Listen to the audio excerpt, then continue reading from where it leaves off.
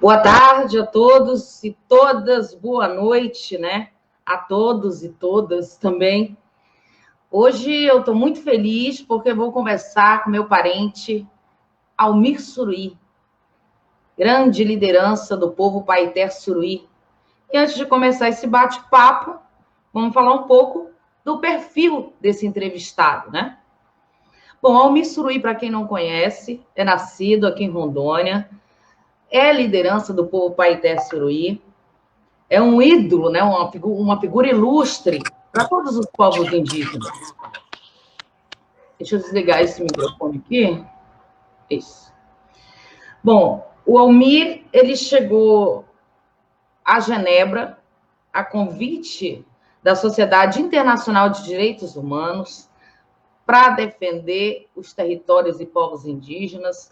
É uma honra, sim, ter sido indicado por essa Sociedade Internacional de Direitos Humanos, porque pessoas como o Dalai Lama tiveram, né, essa oportunidade. Então, o Almir, quando fala por toda a Amazônia, fala pelo meio ambiente, pelo mundo todo, né? É uma grande figura, é um herói dos povos indígenas. Ele vive lá na terra indígena 7 de setembro, na aldeia Lapetanha, próximo de Cacoal. É reconhecido internacionalmente por ter tido a coragem de denunciar a OEA, a Organização dos Estados Americanos, a exploração ilegal de madeira nas terras indígenas, por defender os direitos e a integridade dos índios isolados e por lutar contra as hidrelétricas do Madeira, que afetaram também os territórios indígenas. Almir, muito boa tarde. Você fala de que aldeia, meu amigo? Oi, Luciana. É um prazer estar aqui fazendo esse pequeno live aqui contigo, aqui direto da aldeia Apoena Meireles, uma das aldeias do povo Paité Suruí. Grande então, Apoena, né? Apoena foi uma pessoa muito importante na vida dos suruís, né? E porque o pai dele, junto com o pai dele, ele fez contato, né? E assim ele se tornou um grande pessoa, sertanista, defensor da questão indígena no Brasil, foi presidente da FUNAI, e ele tinha muito carinho especial aos povos indígenas do estado de Rondônia como todo, né? Então, essa aldeia homenageou ele, até porque o cacique Itabira é um grande amigo do saudoso Apoena, né? Então, ele dentro dessa aldeia.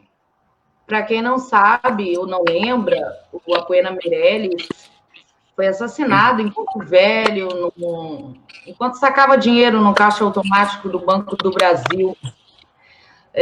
Reparação que foi feita pelo escritório do meu companheiro de luta, Hernandes Segismundo, e que saiu há pouco. Peraí, deixa eu desligar teu microfone. Opa, agora sim, pode falar. Então, ele fez contato com vários povos, né, o Jurueu, inclusive. Sim, ele fez contato com o Uruauau. Acredito que também participou em alguns momentos o contato do povo Cinta Larga, né, e povo Zoró. Então, assim, essa região ele atuou bastante, né, Caripuna, né, então, e foi superintendente da FUNAI aqui, na época do quase finalização transição do SPI e a FUNAI no estado de Rondônia, né? Então, a Apoena foi essa pessoa.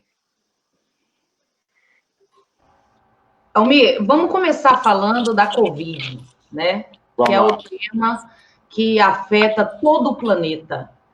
Eu vou mostrar aqui um gráfico para a gente começar a conversar. E é um gráfico que mostra como a Covid tem afetado os povos e territórios indígenas São 78 povos da Amazônia brasileira atingidos pela Covid.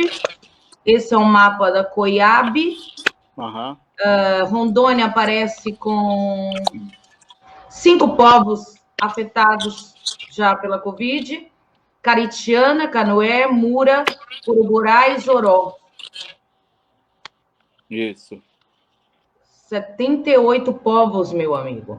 Agora tem um outro mapa também ainda mais triste, que é o mapa de óbitos. Também, mapa da COIAB. Vou colocar aqui para a gente ver. Já são 249 falecimentos de indígenas nos estados da Amazônia. Rondônia, temos 4 óbitos registrados, 2 da aldeia caritiana, mãe e filha, né?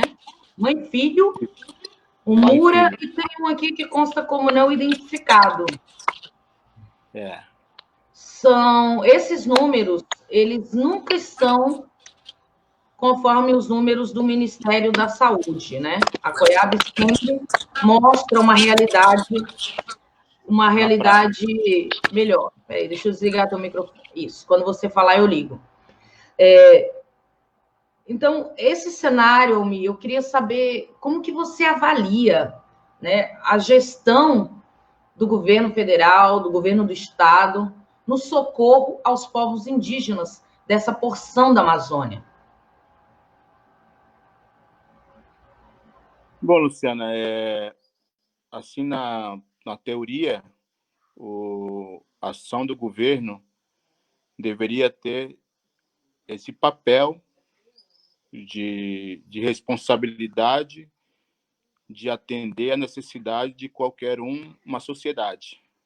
E uma dessas sociedades é os povos indígenas aqui no Brasil, né? E até porque dentro da Constituição exige direitos de viver das pessoas e o dever do governo cumprir e a sua responsabilidade como governo de aplicar as políticas públicas dentro das necessidades e também quando tiver uma pandemia igual essa de coronavírus, o governo deveria cumprir o seu papel, sua responsabilidade de atender e levar serviço público aonde está sendo necessitado. E eu sei que é muito difícil isso acontecer, e muito menos dentro de uma aldeia indígena, né? Então, assim, eu avalio que o governo, claro, eu não vou dizer que não tem nada, mas existe políticas públicas dentro da saúde indígena, que é o Distrito Sanitário Especial Indígena, a Secretaria Especial de Saúde Indígena, né? Eles devem estar planejando algumas coisas, né? Porque dentro da onde que for afetado, eu não sei como que eles atuaram da forma urgente para que essas aldeias que foram afetadas não tivessem o maior prejuízo no infectação de números indígenas, né? Mas aqui na terra indígena, 7 de setembro, eu digo, lideranças indígenas, jovens indígenas, criamos um grupo dentro da nossa aldeia para discutir, orientar nossas pessoas, nossa gente, sobre critérios que são estabelecidos pelas instituições de saúde e principalmente da Organização Mundial de Saúde, para que a gente possa, então, enfrentar esse desafio com clareza, né? E também enfrentar esse desafio com coragem. Muitos desses povos afetados foram atingidos pela Covid com a necessidade de saída dos indígenas para receber o auxílio. a sua aldeia, as aldeias no entorno de onde você mora exatamente, da Lapetanha, estão protegidas. Como que vocês fizeram? Você já falou bastante sobre as ações junto aos aldeados, né, de orientação, mas me conta, eles respeitam esse comando? Como que eles estão fazendo para evitar ao máximo deslocamento? Bom, onde nós temos atuado, né, nós buscamos parceria, porque ninguém não faz sozinho esse tipo de orientação dentro da área de saúde, dentro do conhecimento científica e da área da saúde, né? Então, o nosso parceiros, nós temos parceiros aí para... Nós escolhemos 1, 2, 3 jovens que pode ser responsável se nossa aldeia tiver uma necessidade, eles que vão para a cidade resolver as coisas, para todas as pessoas da aldeia, para que a gente não possa sair todos, mas principalmente aquelas pessoas que são que são idosos, né? Então, a gente resolvemos que, para não levar essas pessoas para a cidade, mesmo que tenham direito de sacar esse seu emergência, como é que fala? Isso. O auxílio emergencial, né? Auxílio emergencial, né? Mas a gente criaram esse critério fazer para que tentar limitar o máximo possível as coisas acontecerem dessa forma, né? Agora, uma boa notícia, né? Hoje foi anunciada a saída do ministro da Educação, Abraham Entrave, né? Abraham Entrave, pediu para sair após forte pressão aí no embate que teve o governo por conta do ministro da Educação com o STF. Mas eu não quero falar da saída dele em si, eu quero falar sobre o que ele disse. Porque eu fiquei imaginando o que os parentes estavam sentindo naquele momento em que foi revelado para o mundo aquele vídeo da reunião ministerial. E duas falas especialmente me chocaram muito. Vamos falar da primeira, que é justamente do Abraham Weintraub, quando ele disse: eu odeio esse termo povos indígenas. Nós temos um povo só. Eu odeio esse termo.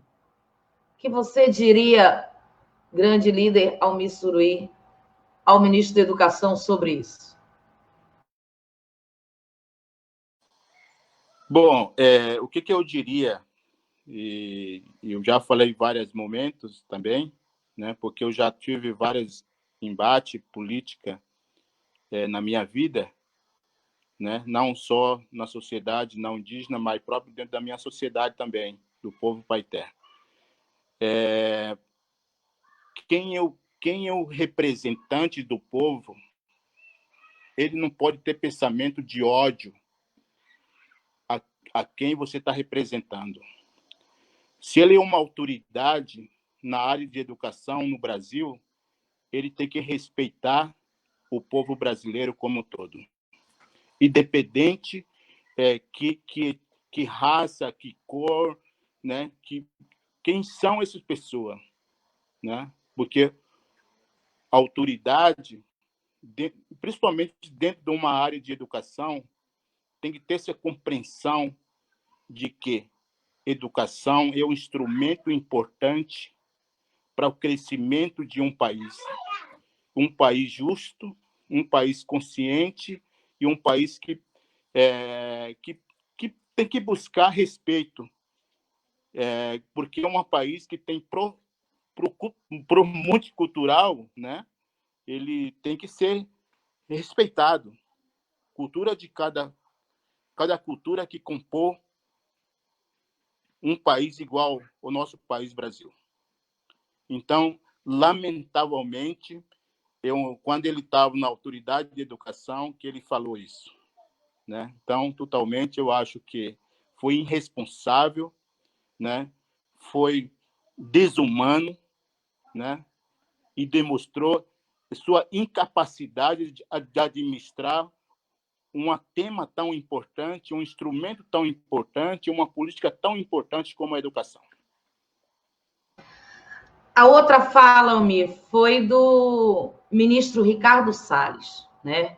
Quando ele diz que é para aproveitar a atenção da imprensa com a pandemia para, por meios infralegais, com portarias, com decretos, flexibilizar as normas ambientais e favorecer os devastadores, os grileiros, os madeireiros que exploram ilegalmente, né, as florestas, enfim. Essa fala também me impactou muito. Foi, sem dúvida, muito mais grave que todos os palavrões que o presidente botou para fora. O que você pensa dessa fala do ministro do Meio Ambiente, Ricardo Salles, falando para aproveitar a pandemia para passar boiada? Ou seja, né, ele estava falando da expansão da fronteira agrícola, expansão que passa por cima de tudo e de todos, dos povos originários, dos indígenas, dos ribeirinhos, dos quilombolas, né, em busca de um desenvolvimento irresponsável. Dessa fala, o que ela te causou?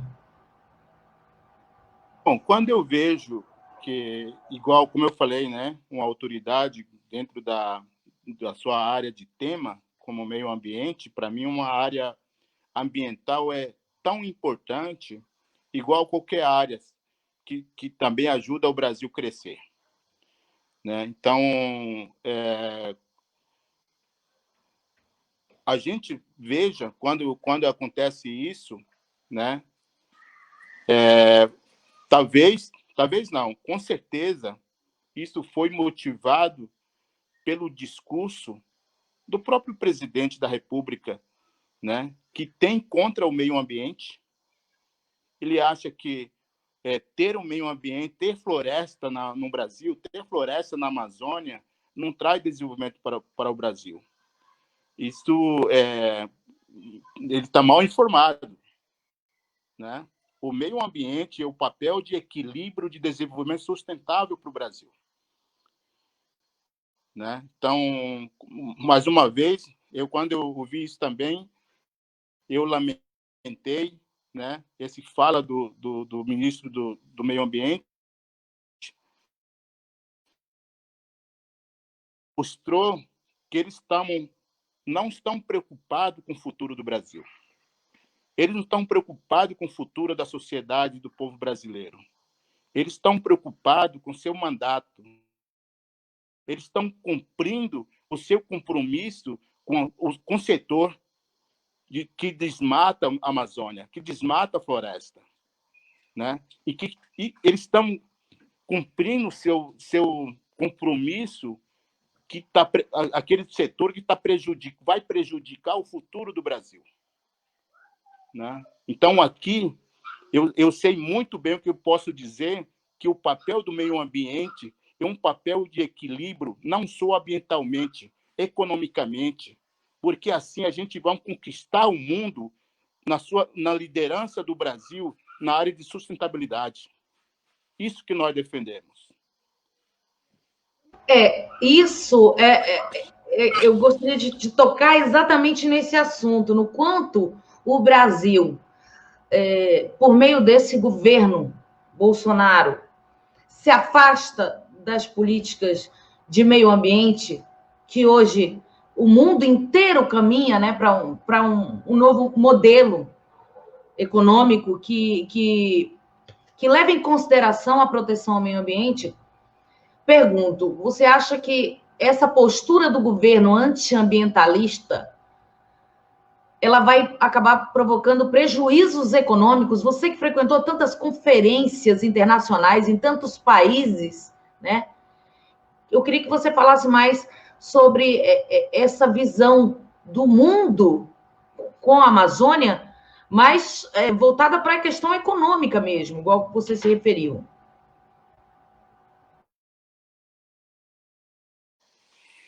Bom, Luciana, eu acho que não é só o papel da Amazônia para o mundo, né? É papel da floresta no mundo, né? Então, assim, tem agora tem muitos países está criando critério de eles se produzirem, né? Até porque cada vez mais a sociedade está tendo consciência que a gente precisamos de equilíbrio, né? Porque senão, se a gente não tivesse a consciência dentro da sociedade, a gente vai aí estar afetando, enfrentando outros desafios, como pandemias, como outros crises que podem vir, né?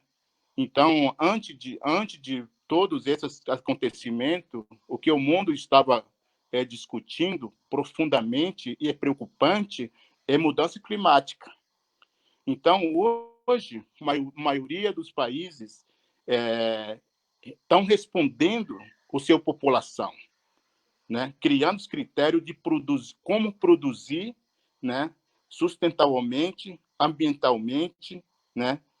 E também criar política responsável e consciente, né? Porque se a gente não tiver essa compreensão de que papel da floresta, um equilíbrio climático que vai ajudar a Terra a produzir, sustentar essa milhão de pessoas que vivem no mundo, né? Mesmo que a gente está passando essa dificuldade de pandemias, vai restar ainda pessoas que vai precisar se alimentar, né? Então a gente não é com desafio que a gente vai parar de lutar.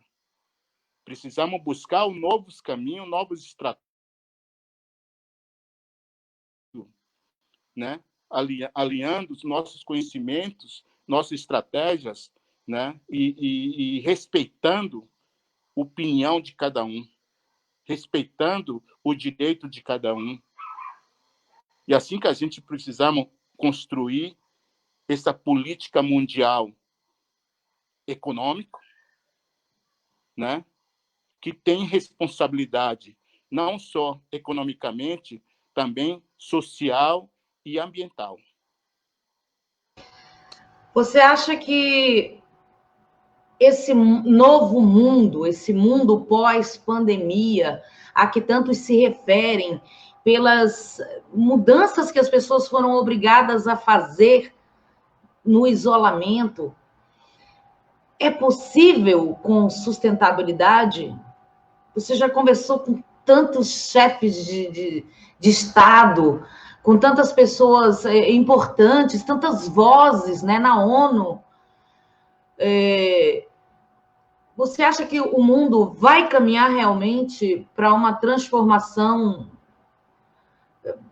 por um mundo melhor mesmo, mais humano, mais sustentável? Você acha que é possível ou você acha que a sociedade não está preparada para isso? É só a emoção do momento com a pandemia? É só falácia? Você acha que o mundo vai mudar mesmo ou é só falácia?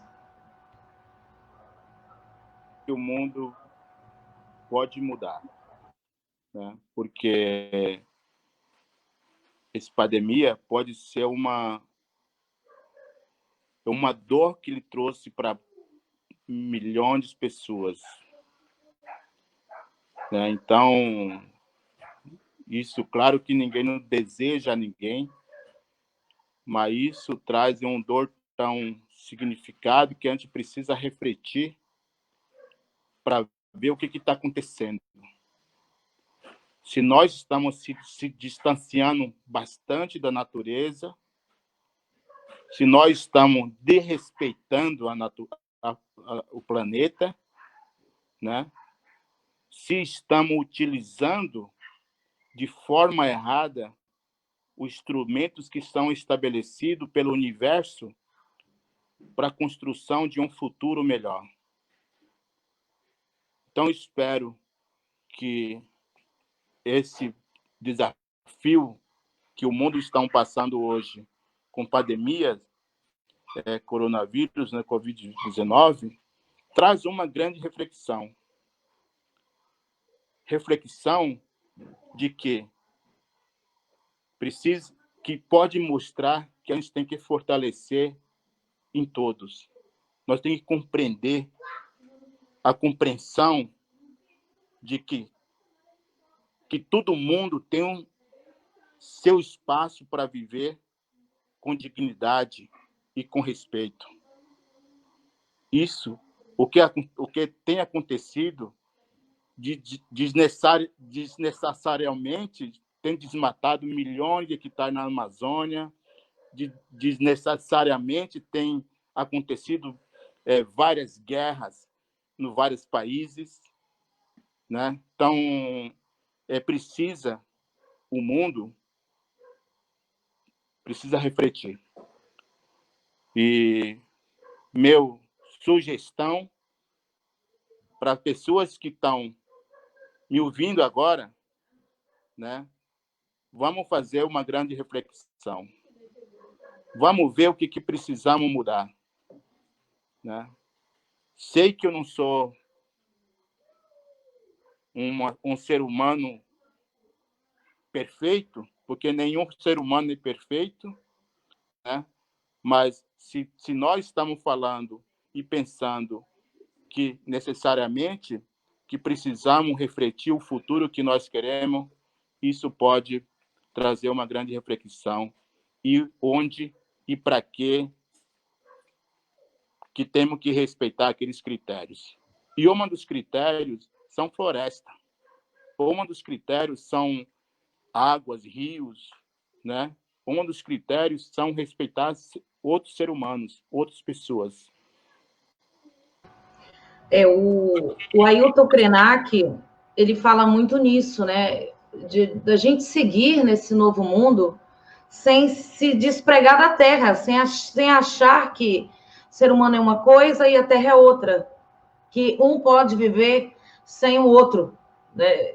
Ele fala muito disso. Antes da gente continuar, quero mandar um abraço aqui para quem está nos assistindo.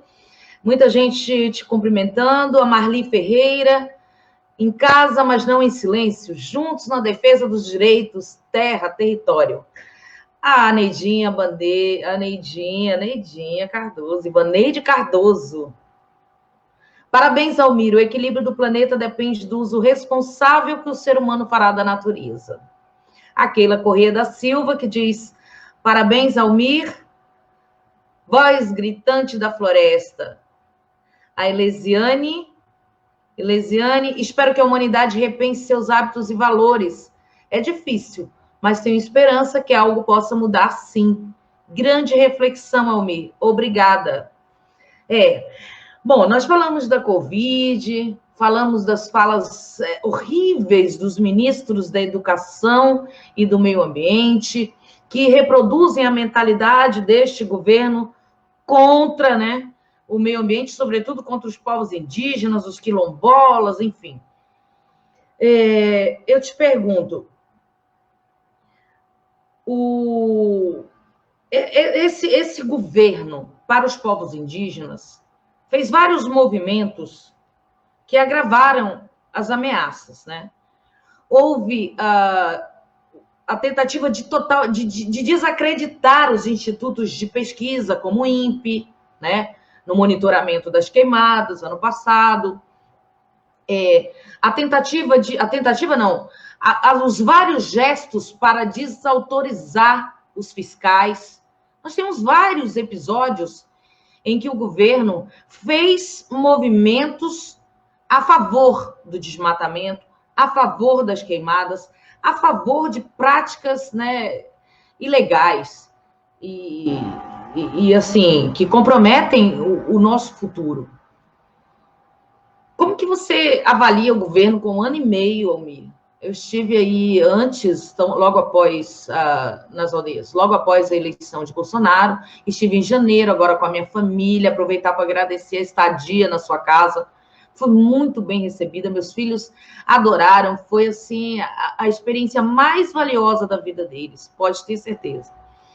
Então, eu acompanhei esses movimentos do governo contra o meio ambiente, sobretudo contra os povos indígenas, né? Anunciando que não vai demarcar e que podendo vai diminuir o tamanho desses territórios demarcados, inclusive. Faz a tua avaliação após 1 ano e meio desse governo e desses movimentos que foram feitos.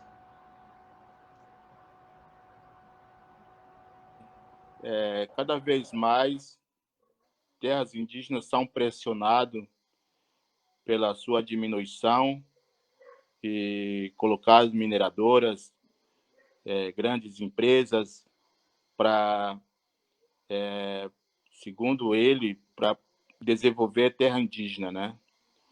Então, eu não acho que isso é certo. Nenhum governo,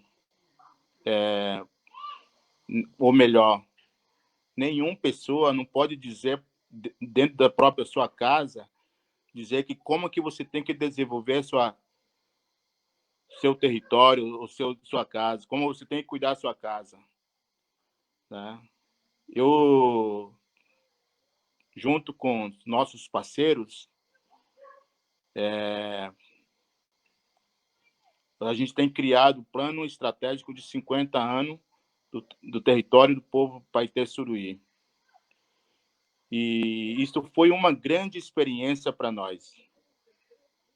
Se o governo tivesse interesse de que os povos indígenas tivessem sua autonomia na gestão dos seus territórios, eles poderiam financiar esses planos estratégicos para a gente desenvolver dentro do nosso território.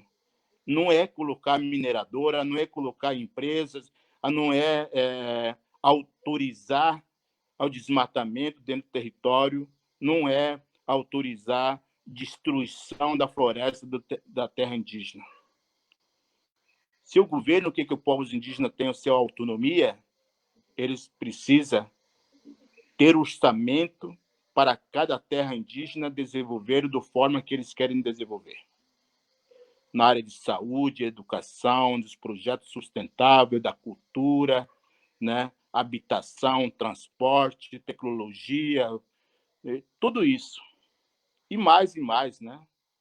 Então,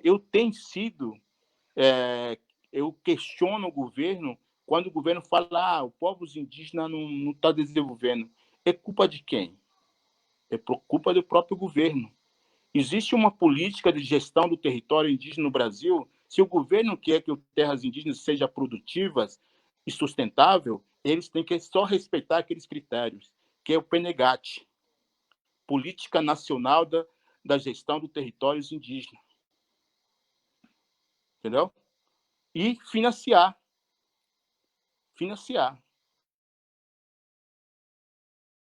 Porque à frente de algumas administrações da FUNAI, já estamos organizando entrada dos mineradores em terras indígenas.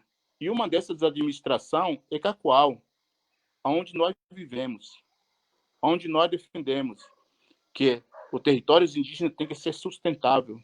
Nós não estamos falando que terra indígena é intocável. Eu estou falando que é necessário a gente ter estratégias para a gente planejar os projetos que nós queremos, que realmente que tem que ser coletivo. Não pode atender só metade e algumas pessoas que querem explorar.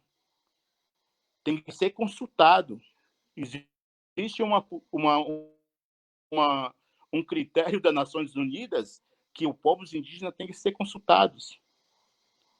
Não é o governo que tem que decidir, não é o Congresso que tem que decidir. Quem tem que decidir se eu quero ou não é o próprio povo indígena dentro do seu território. É assim que eles vão pedir para o governo que faça ou não.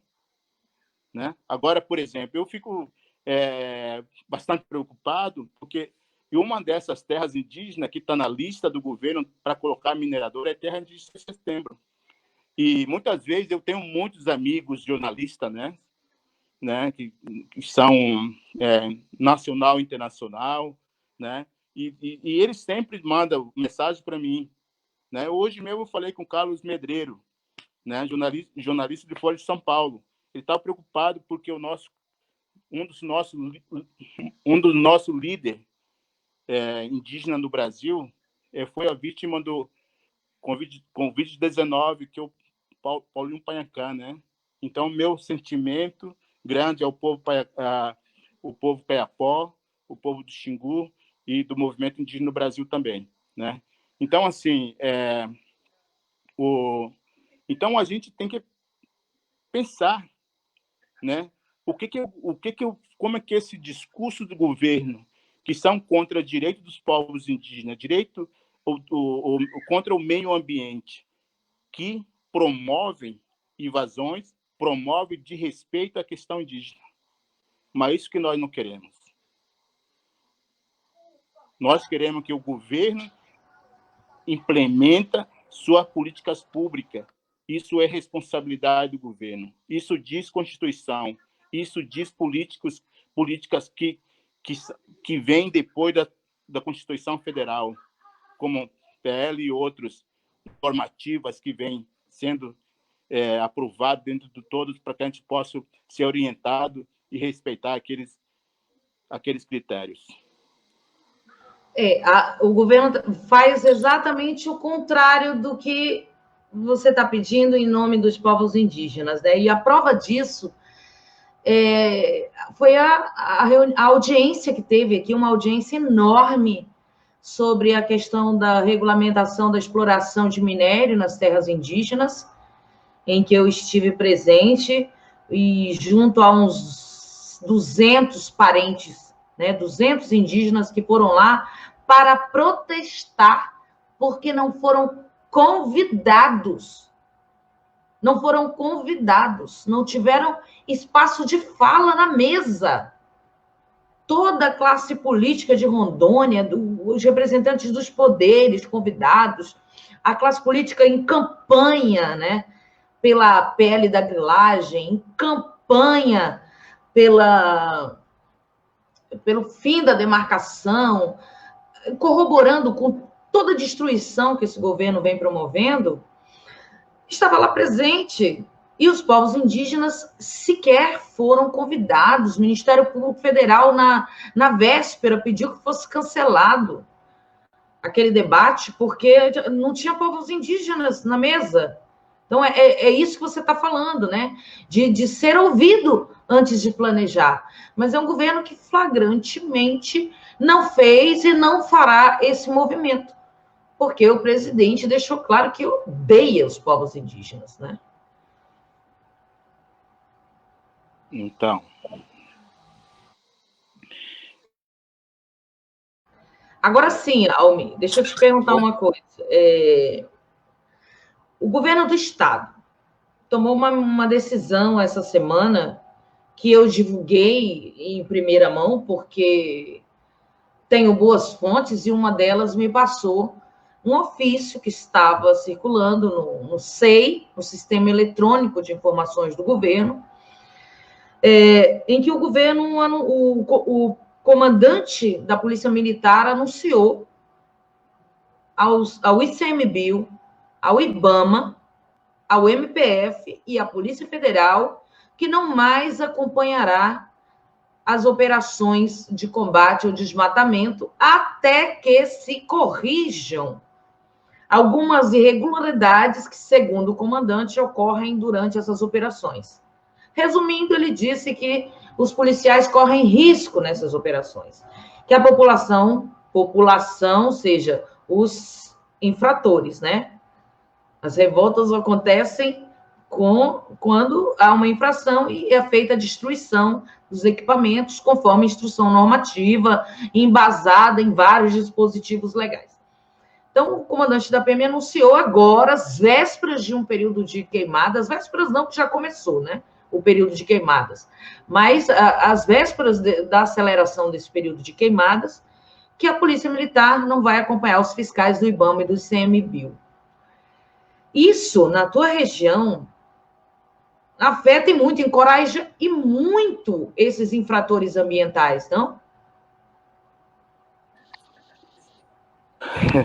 Com certeza, né? Eu acho que toda a Amazônia, aqui na nossa região também, né? Mas eu acredito que é necessário refletir tudo isso, porque assim a gente vai perdendo nossos créditos aos nossos consumidores.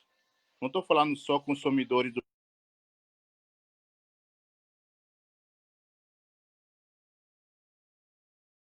Sei que o mundo está consciente. E a última viagem que eu fiz para a Europa, antes dessa pandemia, foi em fevereiro desse ano. Eu tive oportunidade de me reunir com várias pessoas que estavam, vários políticos queriam tratar critério do Mercosul, né? E uma dessas critérios que eles estavam estabelecendo que eles iriam que o produto produzido e que seja comprado do Brasil, né, que tenha responsabilidade social e ambiental, né? Se tiver o desmatamento tiver crescendo cada vez mais na Amazônia e em outras regiões, outros biomas brasileiras, né? O próprio o Mercosul ia ser barrado, né? Isso que eu entendi. Então, assim, se isso acontecer, é um prejuízo grande para o Brasil.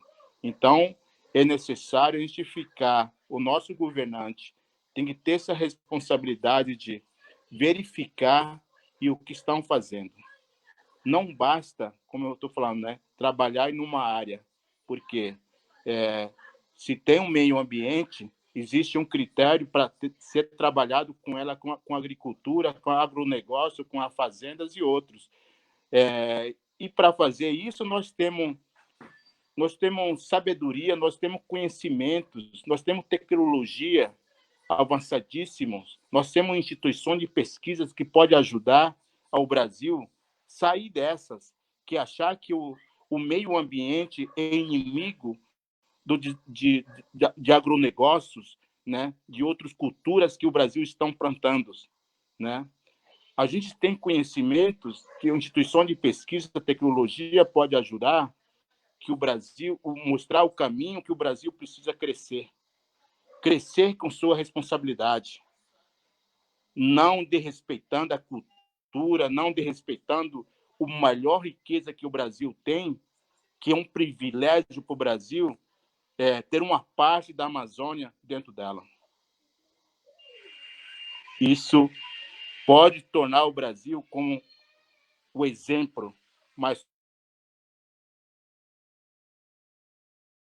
com seus mandatos, próximo mandato, próxima eleição, como que eles vão eleger seus vereadores, seus prefeitos, seus vice-prefeitos. Então, não é hora de a gente pensar, e nunca deveria ser a hora de a gente só pensar eleição.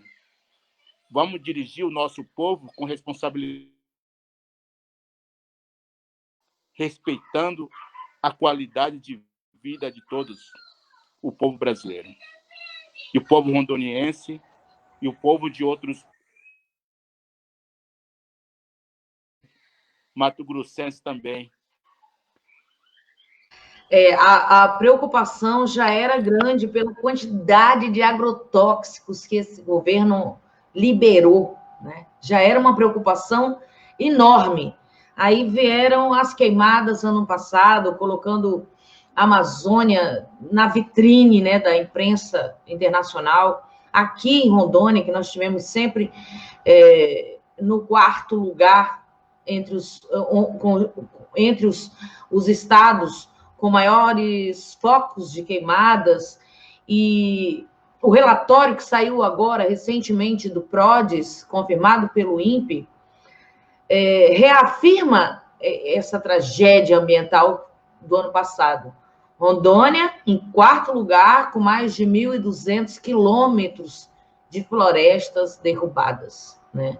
De desmatamento.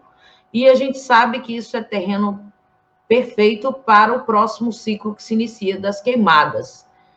Essa aproximação do inimigo invisível, que é a Covid, com esses inimigos conhecidos de vocês, inimigos desde sempre, né? Isso não causa um certo pavor nas aldeias? Encarar um novo ciclo de queimadas, mais garimpeiros, mais grileiros com a Covid?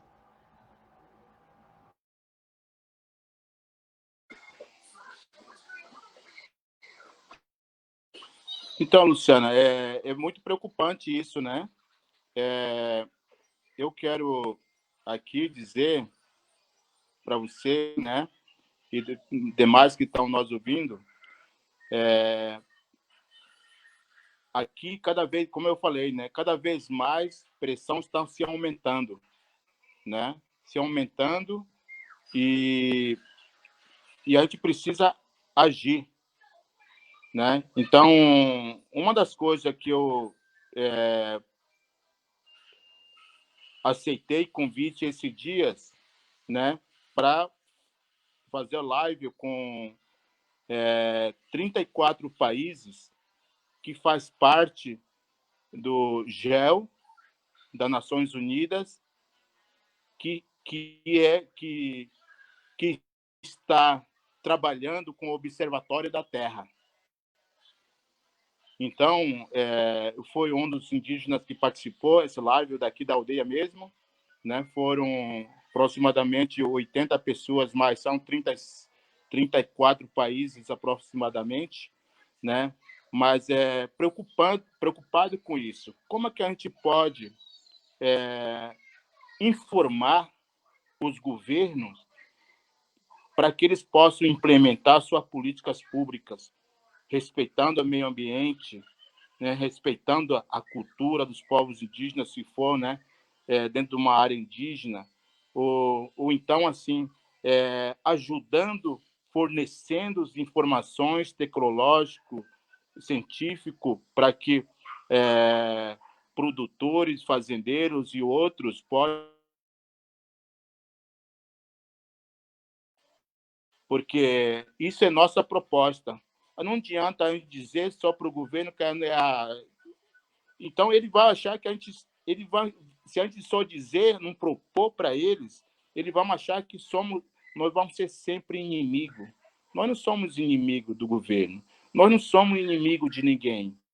Nós apenas estamos falando da importância da floresta, importância de a gente utilizar critério respeitando a construção do universo.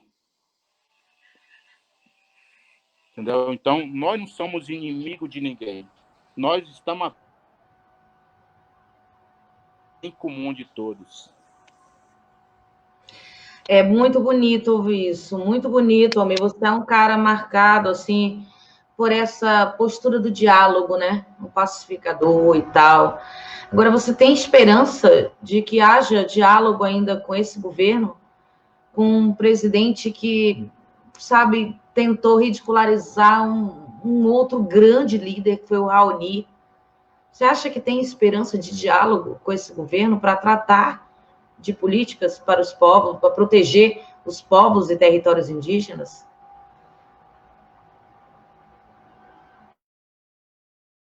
Eu não tenho com a maneira que nós queremos. Ele pode querer ter diálogo da forma que ele quer. Mas é importante dizer que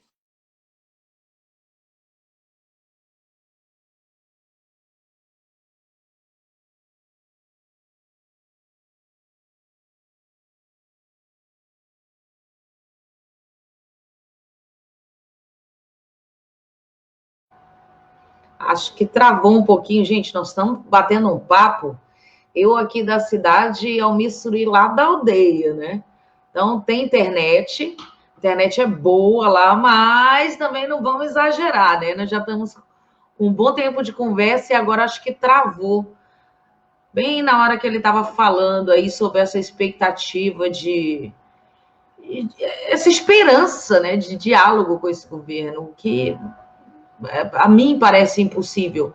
Mas um espírito grandioso, né, o espírito de um grande líder, realmente está sempre aberto ao diálogo. Vamos ver se ele volta aqui. Aproveitar para agradecer aqui as pessoas que comentaram.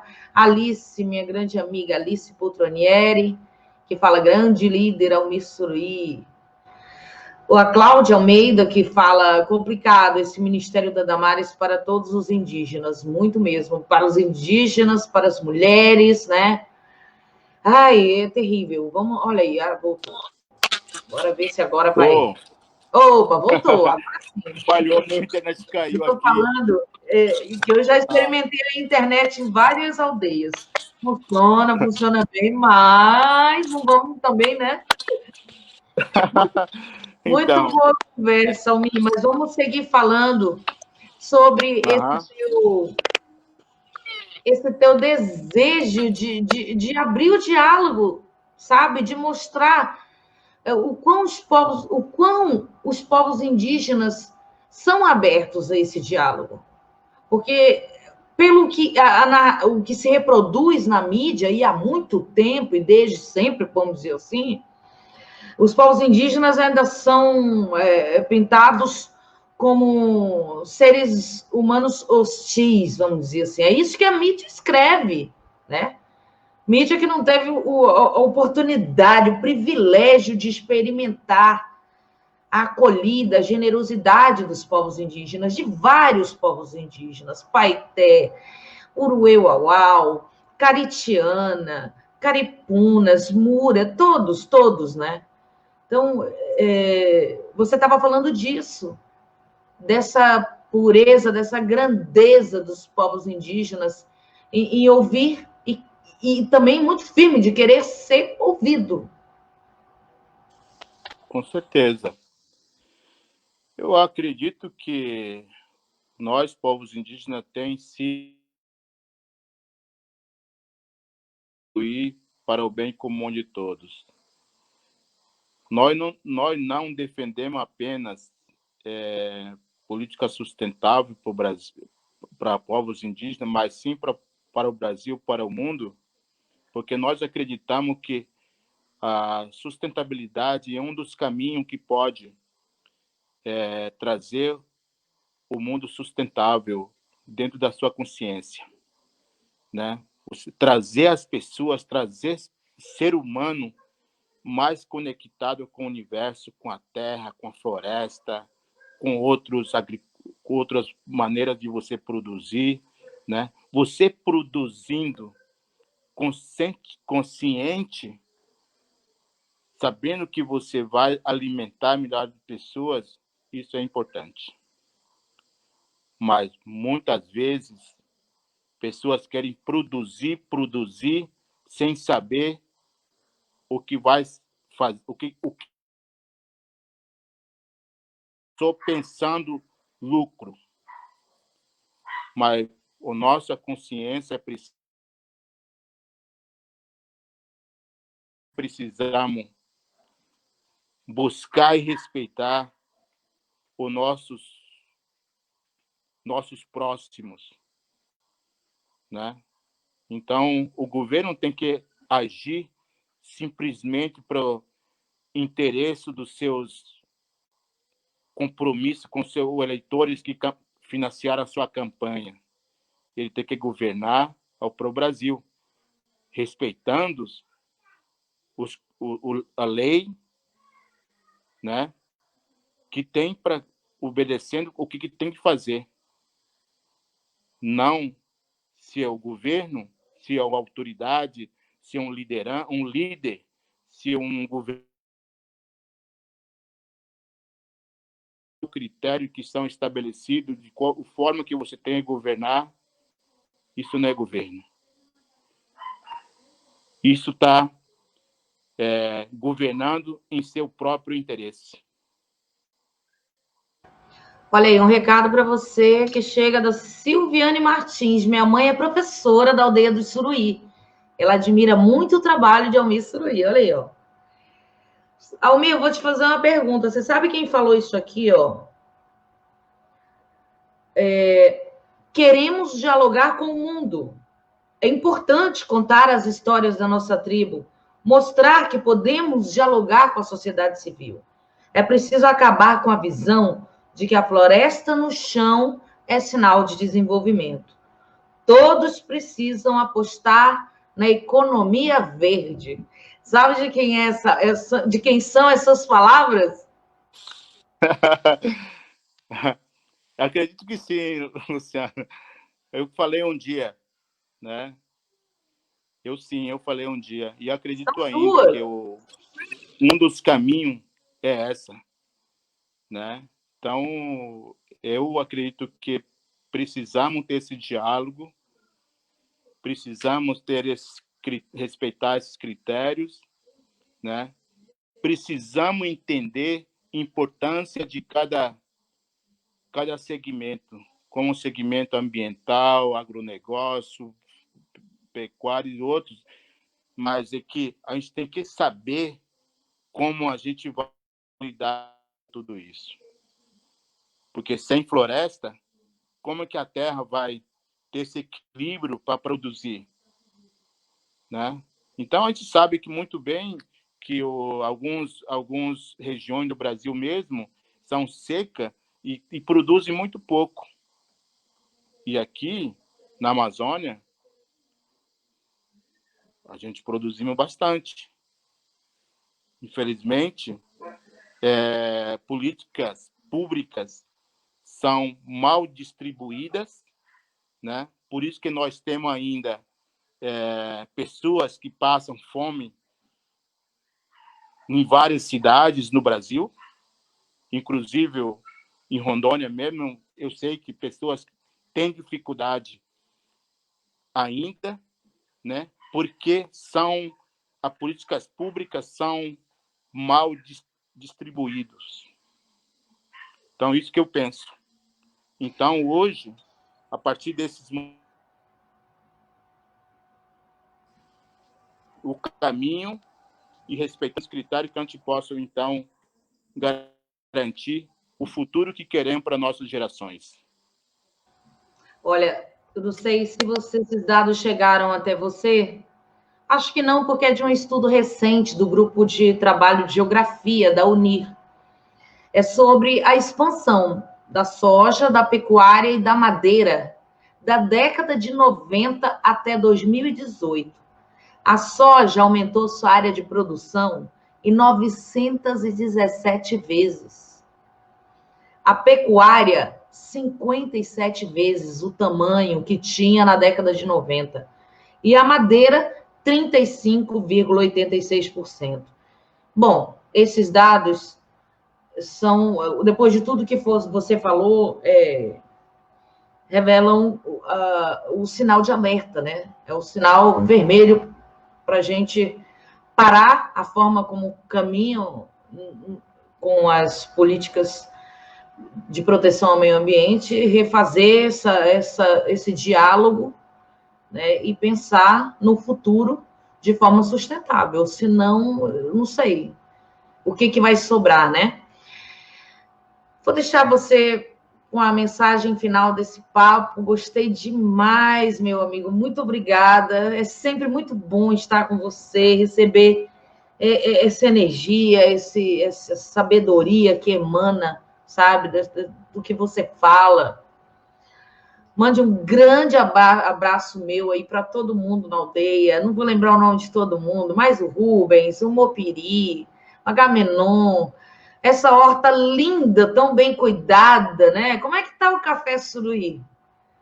Eu sei que antes da pandemia, quando eu saí daí, estava sendo ensacado para ser comercializado pela Três Corações. Olha que riqueza, café orgânico. Fala um pouco do café, Almir, como é que tá? Então, o pessoal está colhendo café agora, né? E com certeza está com grande produção e ainda estamos com parceria dentro da possibilidade de vender para o Três Corações ainda, né? Então, o projeto está caminhando, né? E várias suruís estão colhendo café, né? E estão aprendendo cada vez mais critérios de como trabalhar com esse café orgânico e também de qualidade, porque sempre defendemos que trabalhar com qualidade e você tem que oferecer para os seus clientes o melhor produto possível. Então, isso nós tentamos fazer a partir do nosso território. E espero que esse exemplo do Suruí seja o exemplo para outros produtores, né? A gente tenta expandir, trabalhar com a política do café também, né? Aqui no estado de Rondônia, e fazemos parte de alguns conselhos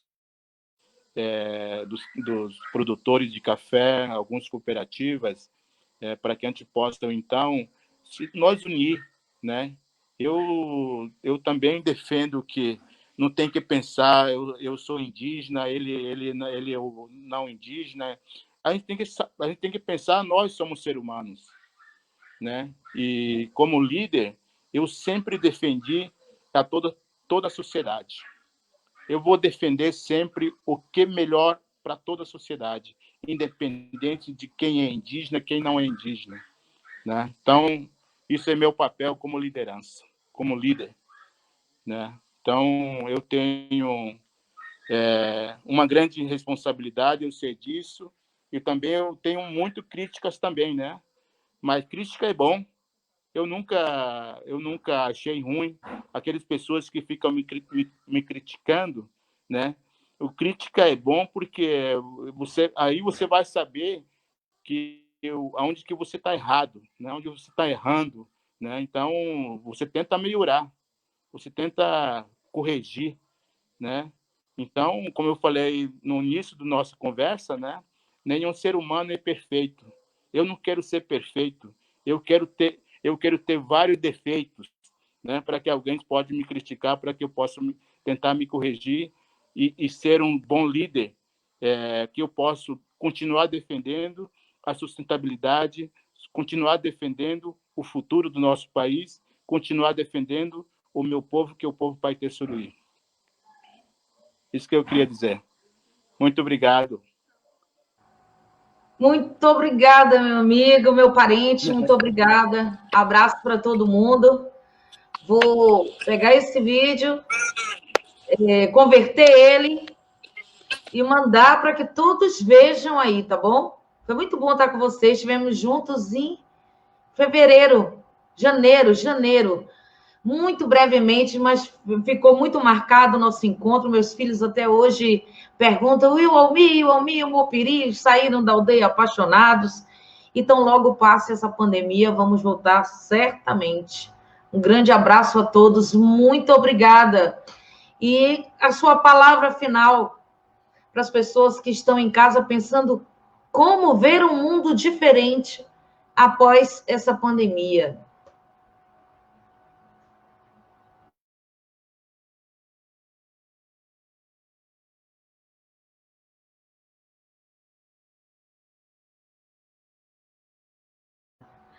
Bom, saiu.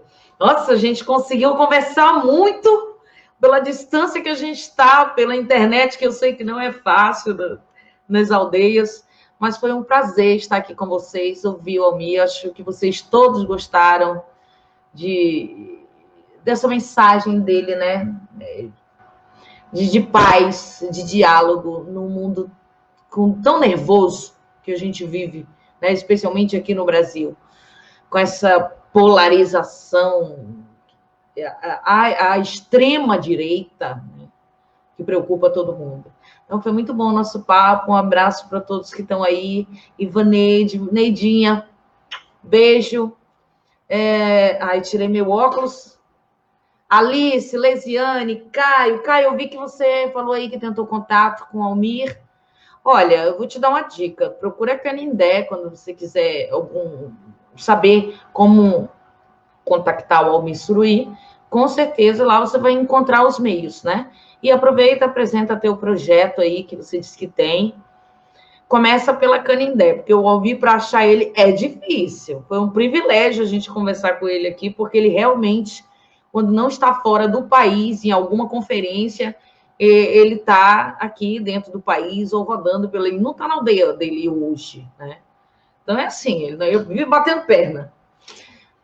Beijo para todos vocês, boa noite, muito obrigado por acompanhar aqui. Compartilhem esse vídeo para que as pessoas conheçam um pouco mais da Amazônia, né? Um pouco mais de si. É de nós que estamos falando, é do nosso futuro. Beijo, boa noite a todos e até a próxima.